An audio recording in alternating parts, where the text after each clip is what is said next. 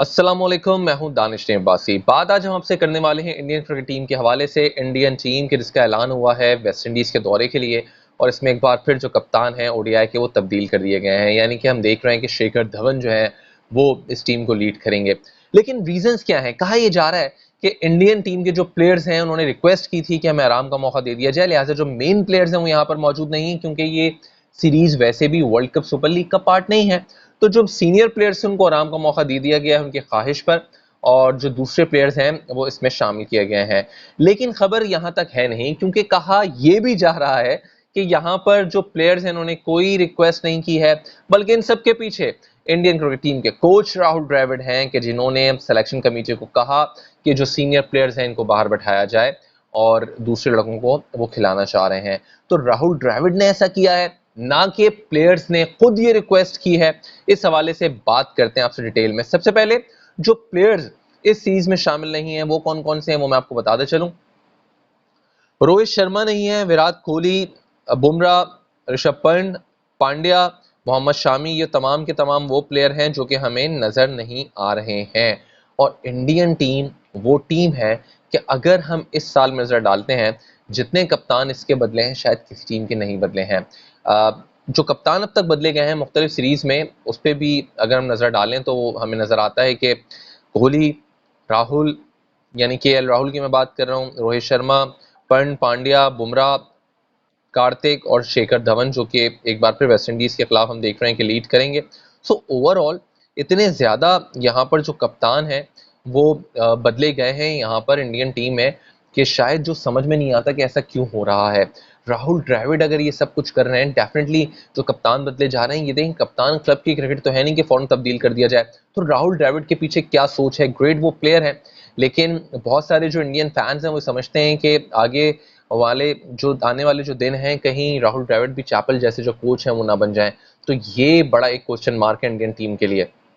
अच्छा, जो अब ये खबरें हैं कि प्लेयर्स ने खुद रिक्वेस्ट नहीं की है बल्कि द्रविड़ ने इनको यहाँ आराम का मौका दिया है। आपको याद होगा कि अभी कोहली के हवाले से भी न्यूज आई कि उन्होंने रिक्वेस्ट दी है कि उनको आराम का मौका दिया जाए।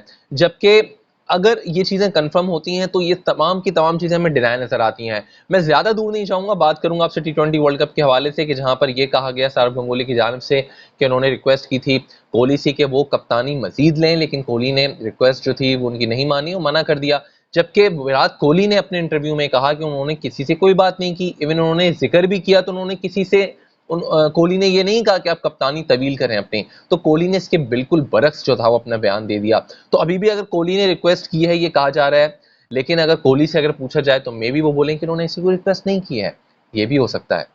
राइट जी, तो शेखर धवन एक बार फिर वेस्ट इंडीज के खिलाफ टीम को लीड करेंगे। और वेस्ट इंडीज के खिलाफ जो टीम को लीड करेंगे, इससे पहले श्रीलंका के खिलाफ उन्होंने टी20 में भी इंडियन टीम को लीड किया था। लेकिन क्या लीड किया कि मैचेस में उनकी परफॉर्मेंस अच्छी रही, उसके बाद ही उनको कप्तानी तो मिली थी, लेकिन टीम से भी वो चले गए थे, टी20 की बाहर हो गए थे। एक बार फिर उनको ओडीआई में जो है वो कप्तानी दी गई है, जो वेस्ट इंडीज के खिलाफ टीम को लीड करेंगे। सो ओवरऑल अगर मैं आपको बताऊं एक खास बात, कि अगर हम पिछली कुछ सीरीज उठाकर देखते हैं इंडिया की, जिसमें हर ओडीआई में हमें ऑलमोस्ट एक नया कप्तान नजर आ रहा होता है, जबकि इंडिया में ही इंडिया को वर्ल्ड कप खेलना है। तो जो कप्तान तब्दील हुए ओडीआई सीरीज में, जरा वो अगर हम देखते हैं इस साल वो क्या सूरत हाल रही है। देखिए जी, अगेंस्ट इंग्लैंड हमने देखा जो सीरीज थी इंडिया ने जरूर जीती थी, उसमें कोहली कप्तान थे। लेकिन उसके बाद जो अगली सीरीज थी श्रीलंका के खिलाफ, उसमें ओडीआई में शेखर धवन कप्तान बन गए थे। नेक्स्ट सीरीज जो साउथ अफ्रीका के खिलाफ हुई थी, जिसमें इंडियन टीम को शिकस्त हुई थी, उसमें के एल राहुल कप्तान बन गए थे। अगली सीरीज वेस्ट इंडीज के खिलाफ जो हुई थी उसमें रोहित शर्मा कप्तान थे।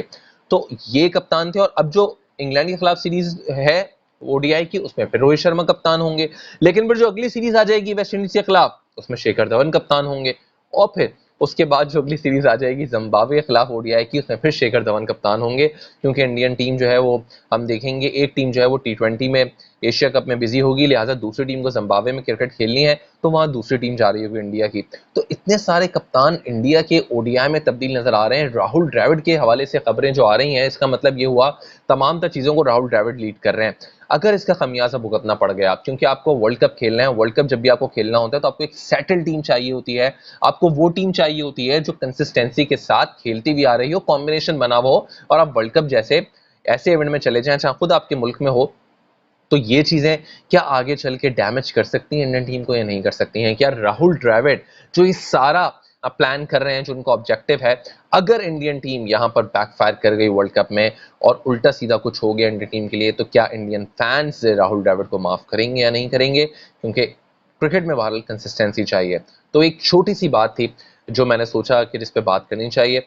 और इवन आपका ताल्लुक इंडिया से है, आपका ताल्लुक किसी भी मुल्क से है, तो क्रिकेट जो है हम उसके फैंस हैं और उस पर राय दी। आप भी अपनी राय का इज़हार कर सकते हैं। अगर आपको कहीं सही लगता है, कहीं गलत लगता है, तो कमेंट सेक्शन में जाके आप राय का इज़हार कर सकते हैं और साथ साथ चैनल को सब्सक्राइब भी कर सकते हैं, लाइक भी कीजिएगा। टेक केयर, अल्लाह हाफ़िज़।